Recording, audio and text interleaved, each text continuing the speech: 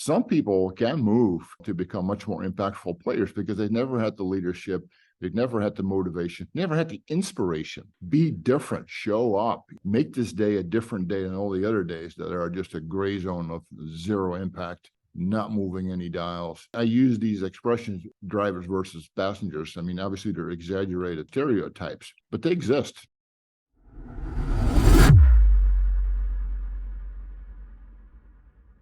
Frank, great to have you here on the Learning Leader Show. Welcome.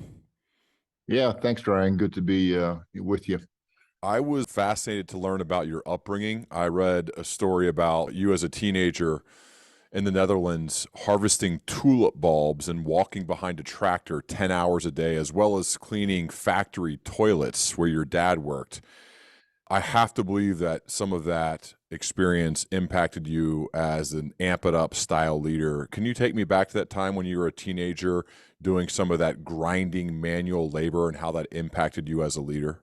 Yeah, I didn't think much of it at the time because it wasn't, unusual. But, you get that visceral sense and experience that like, wow, I can't imagine what this would be like if I had to do this for the rest of my life. Right. So it puts rocket fuel in your tank, and it builds just ambition like, I'm not going to be here long, type of a thing. So I think it's very good to do manual labor because you don't know what you're talking about until you're actually doing it for weeks on end. And especially the whole tulip episode, which I did several summers, in a row, and under the beating sun, walking behind a tractor, it is mind numbing.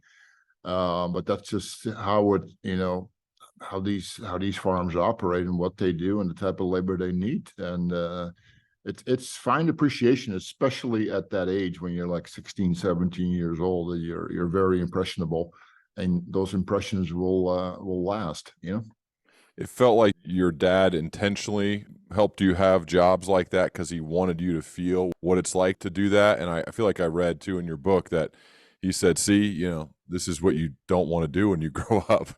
That's why I'm having you do it now. Like, what type of impact did your dad have on you as a leader? Yeah, he was very much, of the mindset that, look, you will have supervisors that are incredibly unreasonable. And by the way, you positioned yourself into that place. Okay. You can expect that. That is more the norm than it is the exception. You can be angry and outraged and feel slighted by that. He says, but you need to make sure that you're going to be, operating in a place where, you're dealing with more enlightened folks, so to speak, where you have a more reasonable relationship there. And again, you get a lot of appreciation for what a lot of people have to endure out there. It's good. And as I said, when you're older in life, these things don't impact you that much. But when you're young, I mean, you're an unwritten leaf, right? And it's sort of tattooed in your recollection and in your life experience.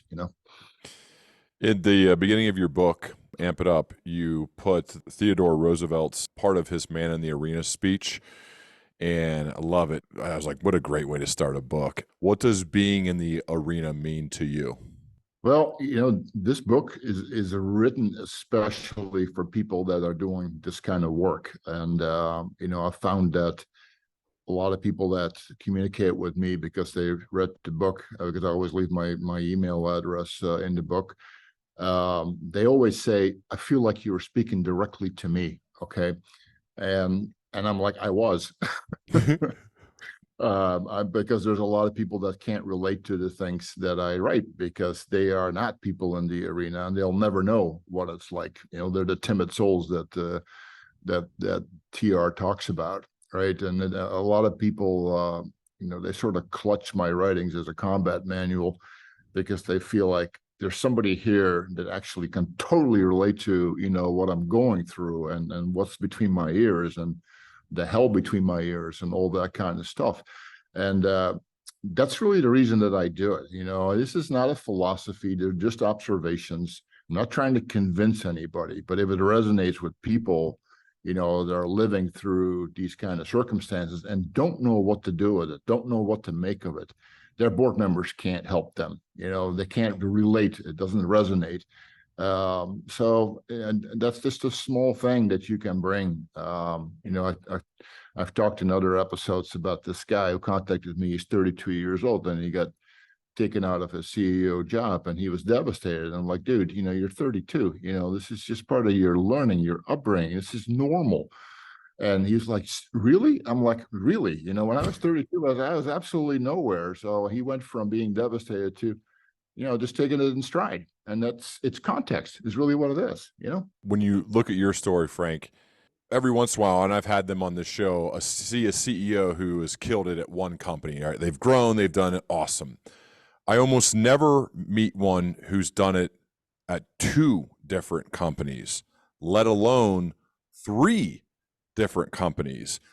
So the fact that you've been able to do it and then do it again and then do it again is so rare. I mean, you take smaller companies and grow them huge, varying sizes, but the first one being very small, big. Second one, a little bit bigger, huge. Now it's Snowflake, same thing. I mean, the natural question is, what happens when they inject you as the leader, when they put you as the leader that then takes them from being wherever they're at to a much, much bigger place, not that far, and it doesn't take you that long to get there. What is it that you would say is the thing that you bring that's unique that has just hardly ever been done before? Well, things get amped up. That's the reason why that's the title of the book. I know that the publisher didn't like the title, and I'm like, well, that's too bad because that is the title. They didn't like it? No, Why? how book publishers are, right? I mean, it's just they want to use verbose words, and they talk to a different audience. I wasn't talking to their audience. Again, I'm talking to the men and the women in the arena, which is a different psychology and all of that.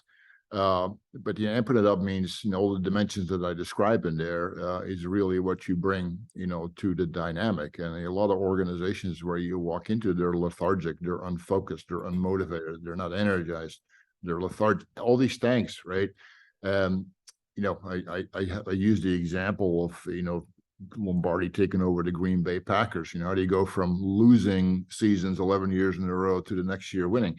Sure, the roster changed and all of that, but he amped the hell out of that place very, very quickly. Very strong leadership injection, changed the expectations, changed how they viewed themselves. I mean, all these things that are intangibles, okay? And the whole point about amping up is like there is an intangible, and I refer to it as an X factor as well. There is a sphere there that you can access and optimize that will change things enormously and immensely in a very short period of time, like in your next conversation. Okay, this is not like, oh, we have months of planning. No, your next conversation, you can bring this to bear, right? So it's a very, it's just a thing that you have to nurture in yourself. How do I go about my day? How do I go about my next meeting? How do I leave the situation much better off than I just encountered it, right? It's a choice you make. It's not, it's simple, but it's hard because you have to amp yourself up for every conversation and every encounter. You can't be tired, you can't be lethargic, right? I mean, you got to be that burning source of energy that gets injected into the equation, and everybody reacts to it because everybody craves energy and excitement because that's what they want, right? It's what we all want, Let's take an actual practical example. So the first company's data domain, it was smaller, but then let's actually go to ServiceNow, which was a little bit bigger when you took over, but still nothing even close to what they are right now. When you get hired as CEO, what's your first, I don't know if I'd say 100 days, that's a lot of days because you seem to work much faster than that. But what are the first core objectives or things you actually get done right away as you become the new leader? Yeah, so things evolve differently. I mean, I've been at Snowflake now almost exactly 4 years, and the first 90 days are not comparable to what I do now. Okay, there's a complete evolution, and by the way, CEOs, they don't do the same things day in and day out. The situation, because as a CEO, you really don't have a job. You adapt yourself to the circumstances and the nature of things. What happens in the first 90 days is this sort of combat zone assessment of what's working, what's not working. You triage the situation. Who stays on the bus, who gets off the bus, and very, very quickly, right? Because the wrong people on the bus, they poison the whole atmosphere, and they're a liability organization in real time. Not next week, next month, next quarter, right now. So I tend to move very, very quickly because I sort of want to start to undo the damage immediately, right? So I have a high degree of sort of impatience with if things are wrong, I need to get after it like now.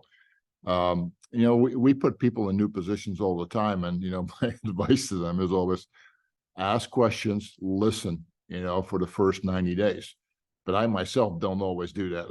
You tell others, but you're Yeah, I making tell decisions others, like that listen. person's out, right? I remember reading a small part of Amp It Up, and I was actually on my long walk with my wife, who is also a senior leader at a tech company, and we're talking actually about a leader who works for her and maybe struggling. And I said, I'm getting ready to talk to Frank Slootman. Okay, this is the guy. Frank just wouldn't stand for that, because if you stand for mediocrity with a person, you're sending a message to the rest of your team that you're okay with mediocrity. And I think he would fire this guy like now. And so it seems like if you realize and maybe use this gut intuition as well as just your experience that kind of helps you make decisions. But how do you view that when making leadership role? These are not frontline, these are leadership positions. How do you make decisions on, okay, who's going to stay on the bus and who's going to go? Well, I mean, in the beginning, you don't know the people, but what you can observe is what they're doing and not doing, and how the peer group, views that person. And it doesn't even matter what I think. If the peer group, is down on the situation and the leadership that's exhibited there, it's in the game, right? When I was a younger person, I always thought I could coach people and help people to evolve to become somebody different than they were, and that's naive. I don't go down that path anymore, right? I mean, if you're entrenched in a role, you have a leadership brand, for better or for worse, okay? And that leadership brand is highly observable, in real time. And if that doesn't exist, I mean, you look at a function, whether it's HR or legal or sales or whatever, and in what area, I mean, you can observe, is this working or is this not working, right? And sometimes it's a gray zone. And then the question becomes, is there doubt? And if there's doubt, why is there doubt?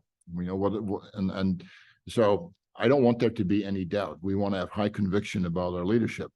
So either we become highly convicted or we change, and then sometimes I give it a little bit more time to see if we can get to conviction, which sometimes works, right? Because when people get, new people and they react and respond to that, that does happen. But often, that's the whole saying with get with the program, type of a message. Some people do, some people don't.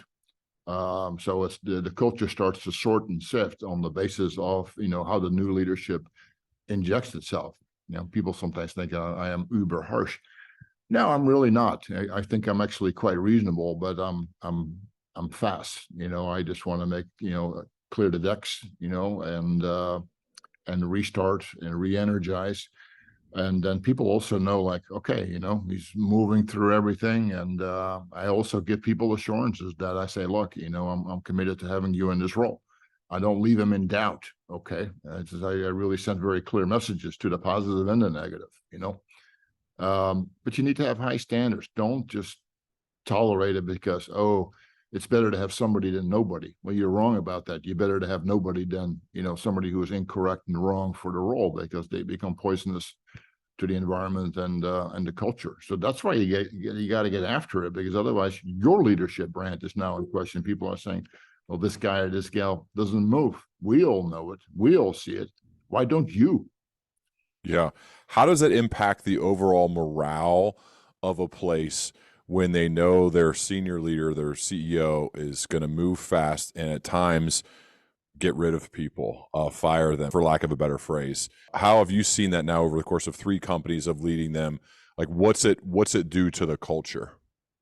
It creates high anxiety in the short term. There's no way around that. Okay. And we have a saying in my native language, and that says soft healers make stinking wounds. There is no soft healing. Okay.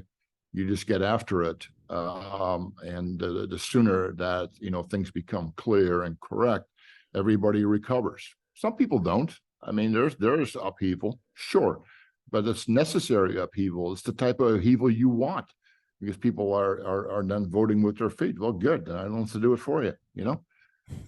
So I make no excuses for that. And by the way, we're all adults here. These things happen in life, in business. Okay, get used to it.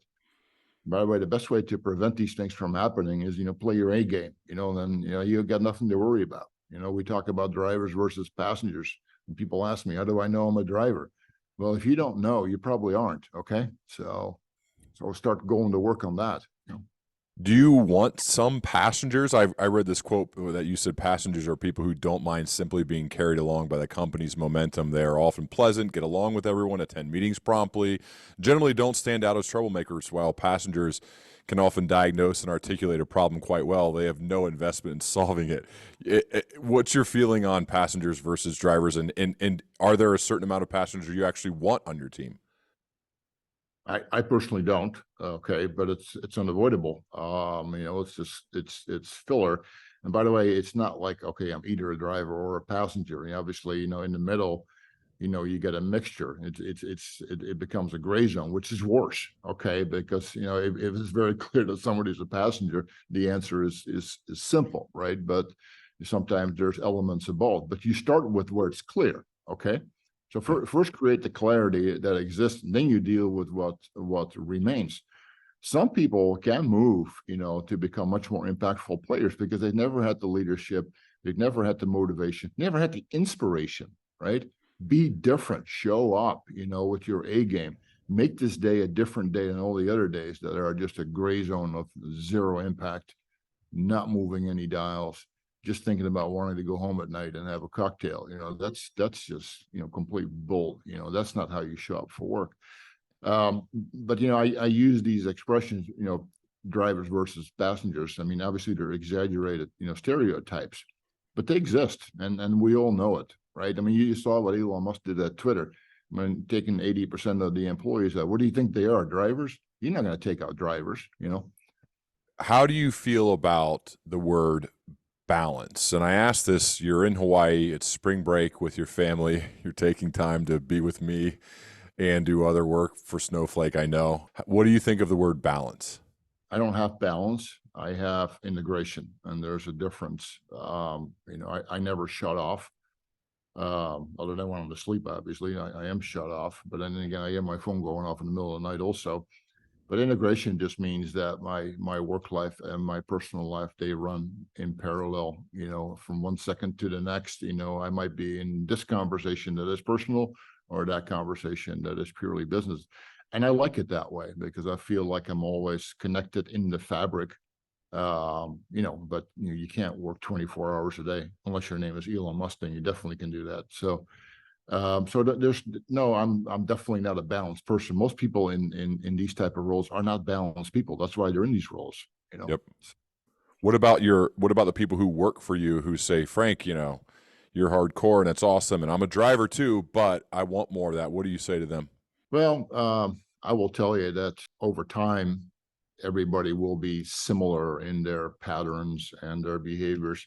When you look on our management team, we communicate 24/7 through the weekend. It's not like somebody goes away on Friday and they don't respond to email until Monday. You see that in Europe a lot. Drives me crazy, by the way. But it's like that's just not our style. It's an unspoken expectation that you react, response, engage in a certain time frame in a certain manner, right? Rather than, well, I'm off right now. I mean, that mentality doesn't exist in our type of companies, and I think in Silicon Valley generally, I don't think it really exists either. You briefly retired after your last successful run as CEO at ServiceNow and got into sailing. I know, and that still then became competitive because you wanted to win races, and which was really interesting to read about. I don't know much about that world, but then you sat down and they asked you to come back and run Snowflake, and to me it felt like you may be done after the last time and maybe focus on sailing or other things that you're interested in. What made you want to come back and be a CEO again after already killing it twice? Yeah, it's a really good question, and I wouldn't have known the answer to that question until I actually did retire. Because retirement for most people is an idea, it's a notion, it's a vision.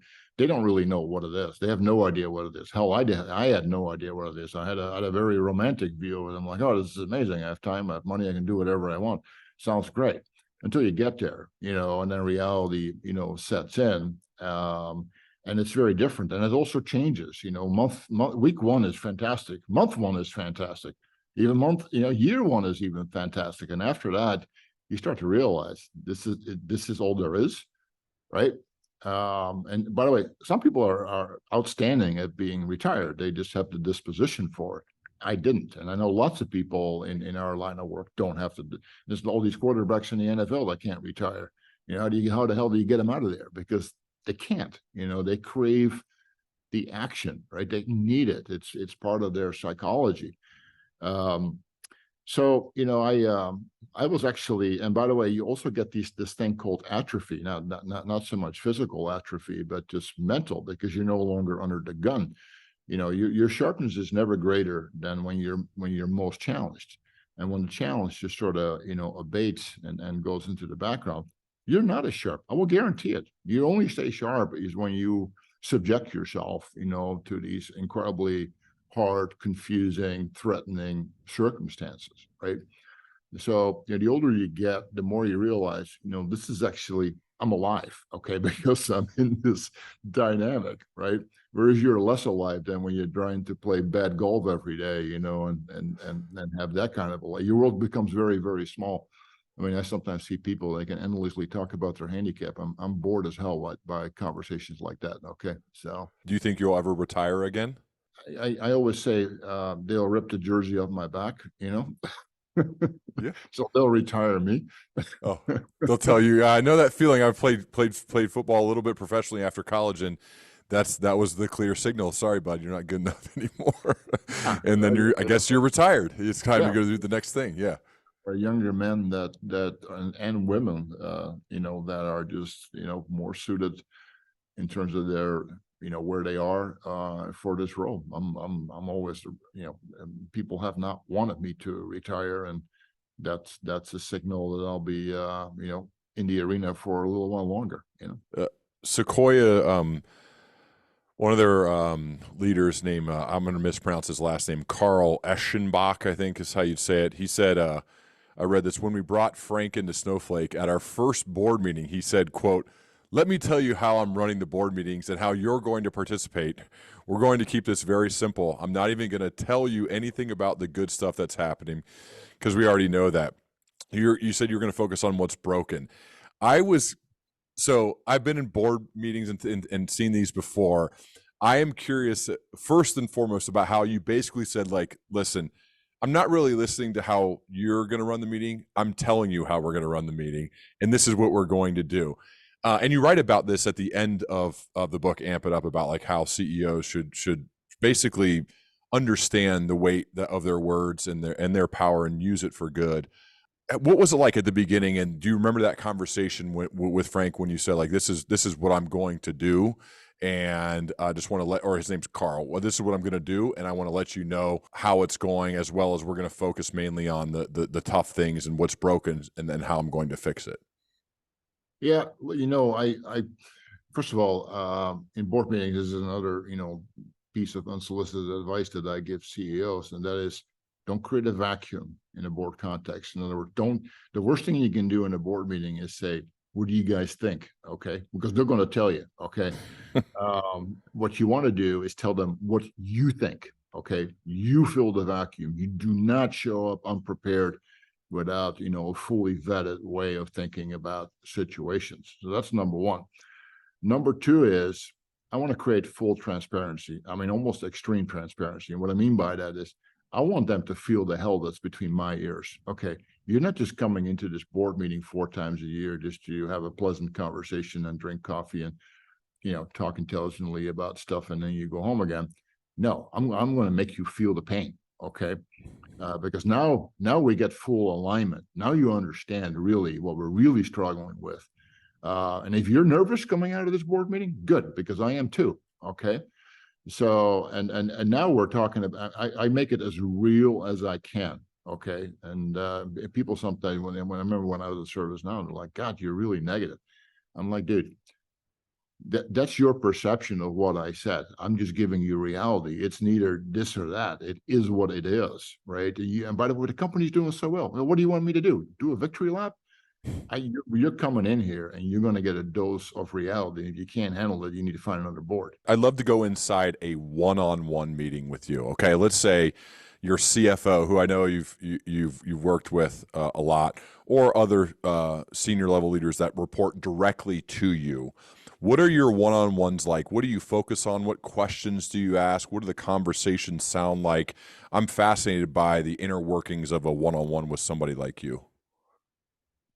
In the one-on-one meetings, I mean, I look, they're not as, intense as you may think they are, because I use it as a check-in Uh-huh. to sort of dial into their frequency, what's on your mind, what's preoccupying you, what's worrying you. In other words, talk to me, okay? And we talk a lot about the management team. When a company is growing very, very fast, these people might be okay today. Are they going to be okay a year from now? If so, why do you think that, right?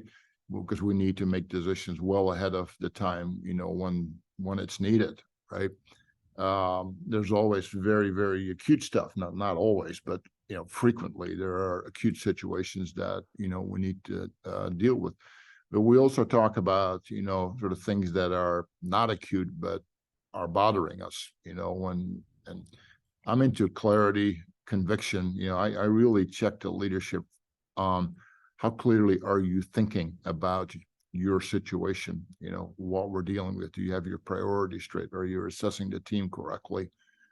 And by the way, there's another question I asked the other day. I said, look, we have, I don't know how many months left in the year, 8 months left in the year. If you can achieve only one thing the rest of this year, what is it? And they usually stare at me because they haven't thought about that question. And I'm not saying you're only going to do one thing for the rest of the year, but what if that was the question? What would the answer be? Because I want to know, what is the most important thing that you need to accomplish, and why is that? Okay. Because those conversations then really start to drive out what really, really, really matters versus the things that maybe matter a little bit less. Those are good conversations. Now, they're contrived on purpose, okay, so that we get to the heart of the issues. What if we didn't do that? What would happen, right? So, I'm trying to get to high clarity, high conviction, on what are we doing. So, but it's really, it's really closing the fabric of the team, connecting. I connect with people whether I have a reason to or not. We can also talk about the weather or your kids' college choices. I don't care, And by the way, those are fine conversations. Or what car did you buy, or where are you going to, take a family trip? That's all fine, right? Because we're human, and we have those conversations too. We're not robots. Mm-hmm. When you're hiring for a leadership role on your team, what are some of the, obviously they need to have the competence of the role. Your CFO's got to know that stuff, right? I get that. But what are some of the qualities, the aspects of their character that you're looking for in somebody to be on your leadership team? Well, I personally have a preference for people that have a sort of an inbred need to prove something to themselves, to their siblings, to their parents, to their friends. They're a bit unbalanced. I don't want to say unhinged. That's too strong, but unbalanced. That's they have unfinished business in the worst way, and they want to make their mark. They want to show the world what they're capable of. People, and you feel that heat and that passion in the conversation, right? Because it's highly unresolved energy that they're grappling with it. They don't know what to do with it. What I'm trying to do is provide an outlet and a path for that. This is the place where you can play this out. People sometimes ask me, how do you manage your people? I'm like, well, it's more that they manage me, okay, because they're running so hard. I got to pull on the reins, which is my preferred relationships, as opposed to I got to whip them up the hill, which I don't want to do, because they need to pull instead of me pushing, right? So you're looking for people that have, great ambition, and they're not so, dysfunctional that they can't be part of the team. That is possible as well. I don't like that. At the end of the day, we all come together. We all fall in line. I don't hand the tablets down the mountain. I'm very facilitative in the way, I manage the team. Everybody gets to weigh in. And by the way, that keeps me safe from doing stupid stuff. Stupid things happen between my ears, but my team protects me from acting on it. Okay. Uh, and good groups that are very high trust, they will converge on the right answers just through logical discourse and challenging each other and really vetting the conversation, breaking it down, examining it. And after a while, you come to the one place that it's the only place you could have come to, but it's a process to get to. This is why it's so important to have great teams that are sort of a high trust environment, because they converge, really well together. And by the way, it can be testy, okay, because people will take each other on. Sales gets aggressive with products, finance gets aggressive with sales. That happens, but they know that, we always separate the message from the style in which it's delivered. I often get in the middle of those kind of conversations because look, what's the message here? Forget the style in which it was delivered. We always got to work on our style. There's always a better way to deliver a message, but what is the substance? And do you agree with it? Almost all the time they agree with it. They just can't separate, the form from the function. And, in organizations, that's where, dysfunction comes from, because they just didn't like the way something was said. And then they can no longer receive the message that was in there. And the message that was in there was legitimate and needed to be, thought about, acted on, and all that kind of stuff. But in intense organizations, yeah, I mean, sometimes the pressure boils over. Absolutely. Yeah. My job to make sure that we get the lid back on, and okay, if we would take a deep breath, it's okay. You're in the Army now, so we all, some people need to go to the rear for a while and sort of recover a little bit from the intensity, and then we go again. You mentioned the first thing of what you look for is that kind of need to prove something. Do you still have that? Do you feel that way? I don't feel as much as I did as when I was a younger man. There's no two ways about it. You never, I mean, my experience at Data Domain, which is the first company, and that was a pure startup. I still think of that experience as just monumental career-wise. It was a fantastic experience because we did so many things that I couldn't even imagine, we did, because we were a startup with no revenue, no customers, and 15 people. We had no viability. We didn't even know how to think about ourselves. We were running out of money, and raising money was hard, almost like it is now, back in the day. And the fact that it became, a multi-billion-dollar business, and still is to this day, you can never take that away from us. I mean, there's an immense sense of reward and pride in that kind of work. But you only have that the first time. The second time, you don't have that again. You just don't. And because it's like, there's only a first time for something, and there's not another first time. Okay. And your ServiceNow is different because it was they definitely had, product market fit, but in a very different way than it does today.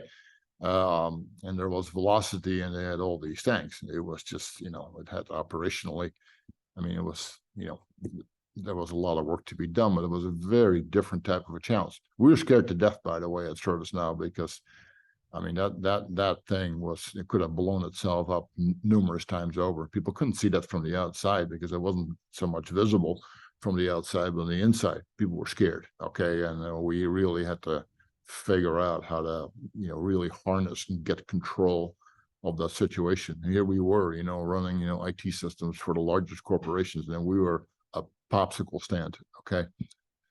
In terms of our sophistication and resourcing. So that's scary as well, but very different than when you don't know whether you have viability or not. That's a different kind of scared, I remember even hearing Michael Jordan utter the words, I have nothing left to prove, nothing left to prove. And I'm not trying to make a comparison between you and Michael Jordan, but I mean, there's not many CEOs who have done it 3 times. There just aren't. I can't name them right now. You have, though. So It feels like it might be hard to battle against getting a huge ego, to thinking you've got all the answers, to being like, hey, like, look at me, look what I've done.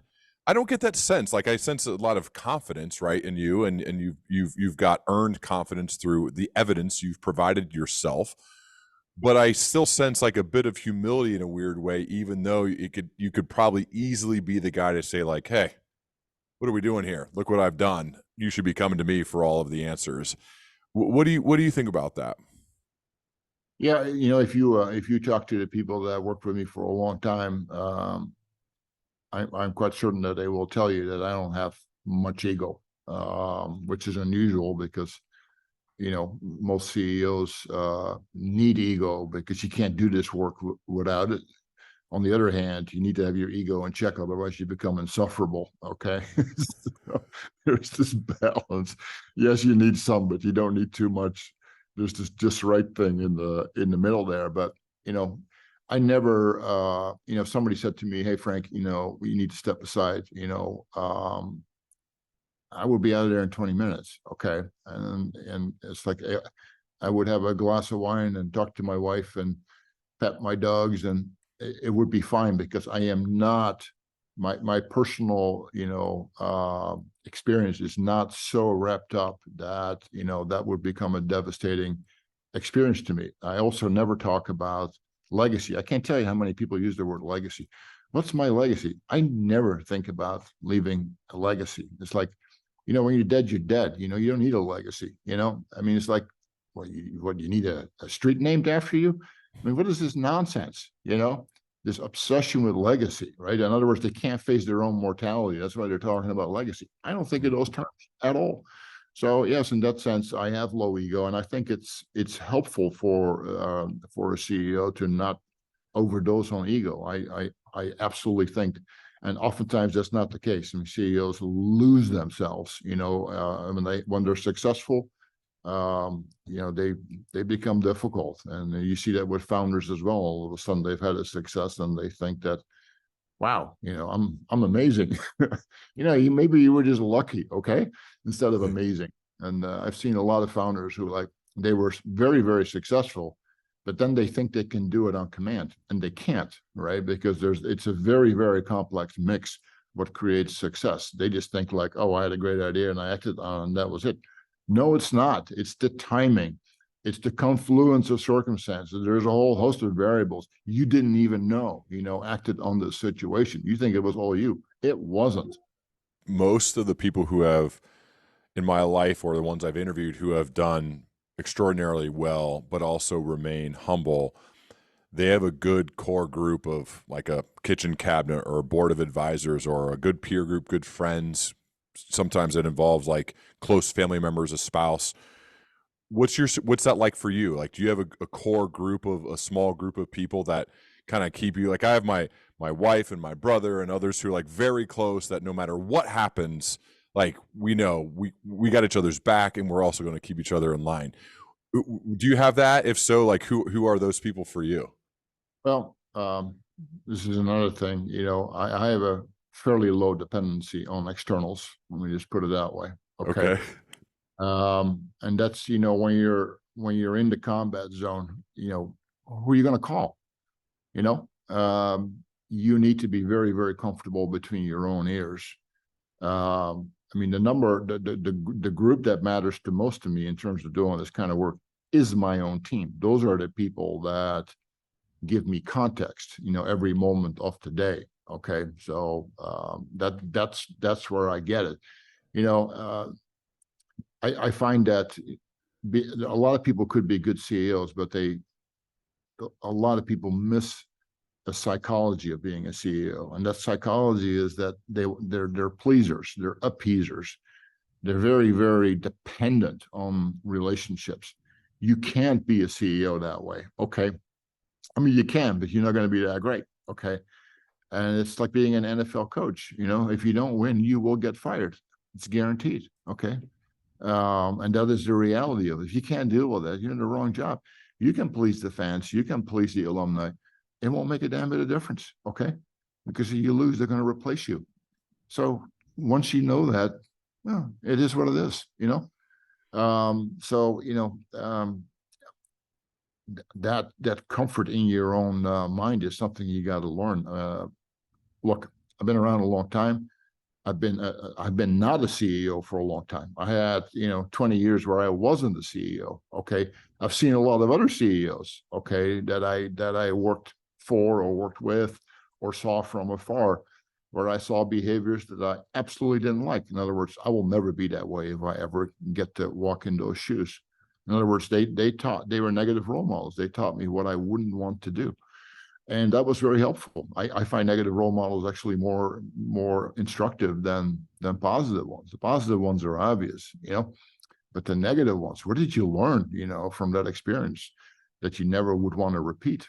I've talked about this many times, and people inadvertently did me a huge favor by exhibiting behavior that I absolutely. In other words, I didn't fall prey to that behavior because I saw it and I saw how the employees reacted to it. I'm like, man, I can't be like that ever. I cannot say things like that ever, because I see how people are internalizing that style of behavior, and that was helpful. And by the way, I spent 20 years not being a CEO, and I needed a lot of years not being a CEO to become a CEO. When people become CEOs at age 25, I mean, how do you do that? You just don't have the life experience, and they're Yeah. smart and they're aggressive and they're hardworking and they have all these things, but they don't have the intangibles in the psychology, and then they're devastated when they get flipped out of the job. And actually getting flipped out of the job was probably a very good thing for them. It'll take them another 20 years to realize that. What are some of the things you learned from those negative role models, those CEOs? What are like actual behaviors, things they said, things they did that you wrote down in your journal or you put it away in your mind? I will never do that. I'm not going to do that. I'm not going to do that. What are some of those few things? Well, exhibits of lifestyle, thinking they're sort of, above everybody else, and the way they talk to people, uh, it's just a callousness. I can't be touched. CEOs get drunk under their own power all the time, and CEOs have an enormous amount of power, but not everybody can handle it. Actually, CEOs have way more power than they realize. That's another thing that I talk about often, because again, they come from another job when they weren't a CEO where they had far less power. There's an enormous gap, between a senior executive and being a CEO. They just think that it's a small incremental thing. It's not. It's ginormous. So, once they sort of embrace that enormity, sometimes the behavior, does not, improve, and it gets worse, and especially when they've had success, because now they think they can afford whatever. You can't. Humility is important. It's just a job, man. It's just a role. If you're not a CEO tomorrow, who would you be? Is it lonely? Look, some people have enormous need for having company around, and they get lonely very quickly. Other people far less. I don't. I'm very good at being alone. That's just my psychology. That makes me more suitable for the role as well, because it doesn't phase me. But I know a lot of other people, they just have this tremendous need, and that probably makes them less suitable for these roles. And that's why I've been involved in a lot of CEO searches for other companies, and everybody is always lamenting the fact that, my God, there is a dearth of talent out there. And it's like, well, and it's not so much that they don't have the material skills, is that the psychology is very difficult to acquire. And you could argue that CEOs are a little bit dysfunctional in their psychology. Yeah, that's a subjective assessment, but it's different. That I will tell you. How did being rejected by IBM earlier, I think I read a dozen times, if that's accurate, how did that impact you later on in your career, that at the beginning that people said, no, Frank, we don't want you. Sorry, not good enough. How did that impact you? It was not so much that I wasn't good enough. It was more that they didn't know what to do with me. Because I had foreign credentials, they couldn't even pronounce it, let alone understand what it was. That's different today. 30 years later, people, international careers are much more common. But back then, you had these cookie cutter resumes that then people said, okay, you did this, you did that, therefore you're going to fit in these roles. And we hire. And by the way, IBM was hiring tons of people in those days. I thought I could easily flow, into that group, but I couldn't, because they looked at me like, we don't know what to do with this dude. So, it's just, when you're that age and you're that impressionable, I mean, it's incredibly hurtful because you're like, I did everything right. I did everything I possibly could, and you just summarily pass on me, right? So again, it leaves this. You're going to want to prove them wrong in the most profound way that you can, right? So it fills your tanks with jet fuel is what it does, and I that was that's really the net of it. But I've said many times that down the road, I realized that they did me a huge favor, because if I had flowed into that company and become whatever, I would have been a very different person. Yeah. When looking back, you see the benefits of it, even though it hurt in the time.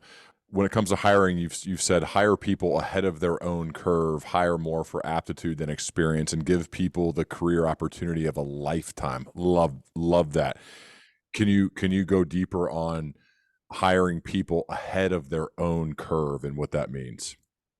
Well, in Silicon Valley, we do this all the time. We may not realize it, but we do, because there's scarcity. And by the way, hell, we put CEOs in jobs long before they're ready, right? We do this almost all the time.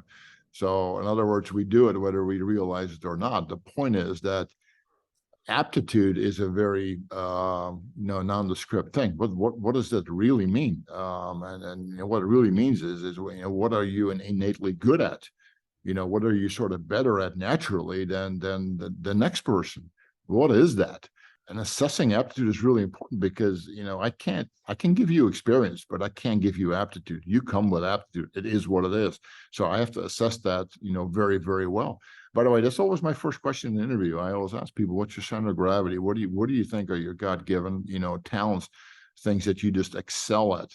Don't mention golf. I don't want to hear about that. But it's like, where is it where you feel like you just shine? Okay, talk to me about that. It's not a trick question. I just want to know what you think is really the core of your being, right? And by the way, tell me the inverse as well, which is I suck at this or I suck at that, because it doesn't suit me for whatever reason.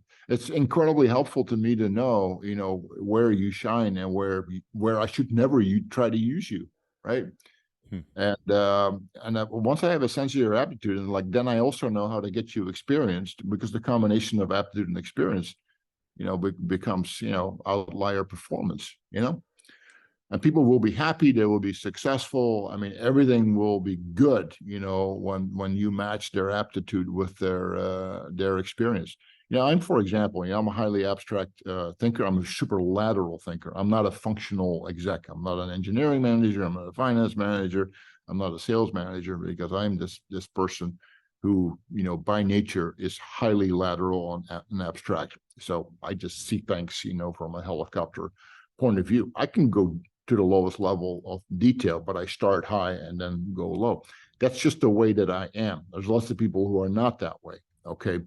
But once you know that, there are certain things that really suit themselves to you. By the way, I was a product manager for a long time, and I was a product GM for a long time. Why? Because that orientation really lends itself well to those types of roles. I was like a fish in the water for those types of roles. I would not have been good in a functionally narrow job, because that's just not how I'm built. Interesting. So if the question was flipped on you, that's what you would say? Yes, Lateral thinking. What does being a lateral thinker mean? it means that you see all the dimensions, of a subject or a topic, and the relationships and the analogies with other situations. I mean, I can talk about analogies all day long, and people look at me like, "Where did you get that?" Well, that's just because that's how my mind works. I see analogous situations constantly. Can you give me Uh, an example? well, nothing comes to mind, but I'll think of one. Got you. One But of by the way, I can give you an example. Actually, I'm actually thinking of one right now, but it would be in the weeds on products, so probably not suitable Okay. Well, so. another thing that I read about your leadership style that you said, I'm more a Patton than an Eisenhower. What do you mean by that? Well, Eisenhower was, first of all, he was not a combat general, never really been he was always a staff general. very accomplished, obviously, and you need those people too. And Eisenhower was also a highly political person. He needed to be. Post World War II Europe was an immensely difficult place. He needed to decide whether the Russians were friend or foe. Well, if you had asked Patton whether Russia was friend or foe, he would have told you. Okay, and he knew the Russians were bad back then. Okay, and he was not confused at all, right? But Eisenhower wouldn't want any of it, and that became the post World War II order. The generals are very black and white. Either you're going to kill me or I'm going to kill you, and they know what they're doing. He was racing, to get across the river, into Germany, and he was an absolute total combat leader. And you need people like that. You also need Eisenhowers. I'm not saying that one is better than the other. They're just different, but you need both. I have more the flavor of, running the army rather than being a political person. I'm not a political person. I would absolutely suck if I had to be a governor or a mayor or some job like that. It would be terrible. It would be miserable. So don't ever think about me in those terms, so. Well, one of the things you've written about that I read that I liked was putting the success of the company ahead of your own, and that the celeb style CEOs bother you that work to kind of be famous. How do you feel about that in your role as a CEO? I mean, we're doing an interview here that will be public. You've written books that are public for public consumption. I know you do it as an operator for operators, which, again, that's why I think it's so useful and practical. But this difference between being the celebrity CEO on the cover of magazines versus how you view being a CEO. Yeah, I mean, the book writing, I really did it. First of all, the last book, Amp It Up book, which was quite a successful business book, I didn't want to do it. Okay, our CMO Denise Pearson is the one that kind of said, no, you need to do it. She was, and she said, I'll make it easy for you. I'll do everything so that it doesn't become a drag on you. I didn't want to do it but the reason that we do it is we get tons and tons of inbounds, can you speak here? Can you speak there? Can you take this meeting? Can you take that meeting? I'm like, Christ almighty, we can't accommodate even a fraction of that. Okay. So, writing it down is my way of conveying, look, I know the questions that you have. Here are the answers. Because I wrote the book from the standpoint of, look, I know you have these questions. This is my best attempt at answering your questions. Okay. But then people go like, "Oh, I want to talk more." I'm like, the book actually, created even more demand for meetings and podcasts and speaking engagement and all of that. So in other words, that strategy didn't work at all. So I look, the results need to speak for themselves. If the results are good, great. And if I really don't, have a great need to, I don't do a lot of press, for example. I have no need for it to constantly comment. It's always my communications teams that are saying, you need to do this, you need to do that. And I concede a lot. If it was up to me, I would do none of it, because I'm like, look, I publish my results, hope you like it, and then we move on to the next. And that's more how I'm naturally built, Well, I mean, just to go a little inside baseball here, you probably don't even know this. The process for this conversation to happen has been more than a year in the making, of emails and back and forth and questions from your team, doing, I think, a great job vetting if this is worth an hour of your time. And I think that's what a good CEO surrounds himself with, a team of people to do that, because I wanted to have you on for a long time. So they've done a great job, and I'm very happy though you eventually agreed, or they gave the green light, or it all came together, because it is kind of neat to see the inner workings of how this stuff gets done. Because a current active operating CEO, it doesn't happen that often. It usually, when I get them, it does take a lot of work. In your case, I think it did too, but you present so many amazing ideas that are useful and practical in real life, happening as we speak right now. It's not like, oh, this is what I used to do. This is like what I'm doing literally right now. I think that's super useful for people to hear in the moment. Yeah, well, look, we have a responsibility to share. There are generations, multiples, in these roles, and they're pulling their hair out if they have any left, about what to do here. And those are the people that I speak to. Those are the people that's the man in the arena. That's why, it is what it is. And I don't care how big the audience is. We're not trying to be Tony Robbins or something like that. And people say your philosophy. This is not a philosophy. These are just observations. I mean, philosophy makes it like something that we're going to teach or practice. No, I mean, there's just things here that you can try on for size. Hope you like it. And if you don't, that's fine also. Yeah. When you got hired, April 26, 2019, I think you wrote the good news was they were already on a tear at Snowflake.